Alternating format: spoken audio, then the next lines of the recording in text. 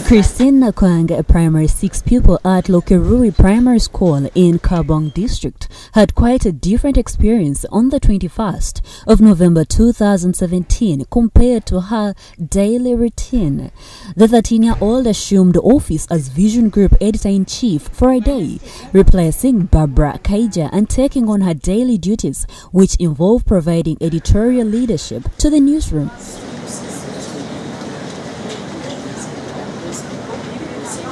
She started the day by experiencing the ambience in her new office. Nakwang was then led by Kaija through the newsroom to meet her editors.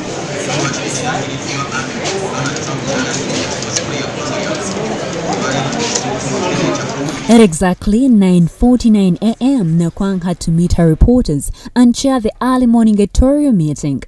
After the deployment, she had a chance to meet more heads of sections in the newsroom. After the meetings, Nakwang could not head the New Vision newsroom without interfacing with the Chief Executive Officer, Robert Kaabong. In his office, Nakwang had the opportunity to sit in his chair. This led to an interaction. What do you want to be when you grow up? A nurse. You should be a doctor. Why do you want Kaabong briefed her about the company's operations and policies. During the day, Nakwang went to where the printing of all Vision Group newspapers is done. Still in the company of Barbara Kaija, the young girl was explained to where the papers used to print all news stories come from. She also had the opportunity to see some newspapers and magazines that were to be published the following day.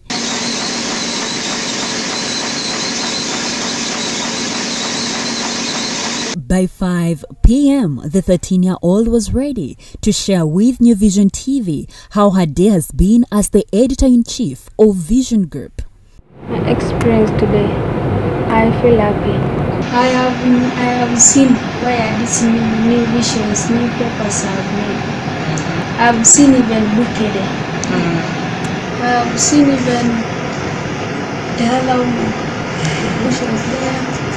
We go even to the meeting 2 times. I come back here. We go for lunch. We go to the printing. Barbara Kaija was also impressed by Nakwang's inquisitiveness. She's a very intelligent girl. She's also a very assertive girl. She knows what she wants. The only challenge she had was English. She tried her best, and in the editors' meeting, she actually told us what she likes and what she doesn't like. One thing which stood out very clearly, she said she doesn't like peer pressure. She doesn't like the fact that young girls get pregnant and drop out of school. And she gave us an example of a friend. She said she also doesn't like the fact that parents send boys to school and they don't want girls to be in school. She also talked about sanitation issues in her school. You could see that she really knew what she wanted and what she didn't want. She knew that these are things that the media should highlight. So for me it was very humbling. It was very humbling seeing that in spite of the language barrier, she could actually voice what she wanted to say. And it came out very, very clearly. When she started speaking in the editors' meeting, we all went very silent. Kaija also learned that Nakwang aspires to be a nurse. And I'm imagining probably she wants to be a nurse because she's seen female nurses. So, like I would request UNICEF, maybe next time to expose her to a hospital where she works with a female doctor and she can actually see, because she wants to be a nurse.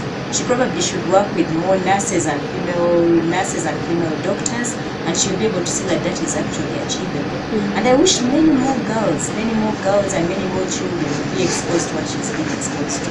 Nakwang's time as editor-in-chief was part of Vision Group's platform to commemorate World Children's Day, marked on November 20th every year in honor of the Declaration of the Rights of the Child, adopted by the United Nations in 1959.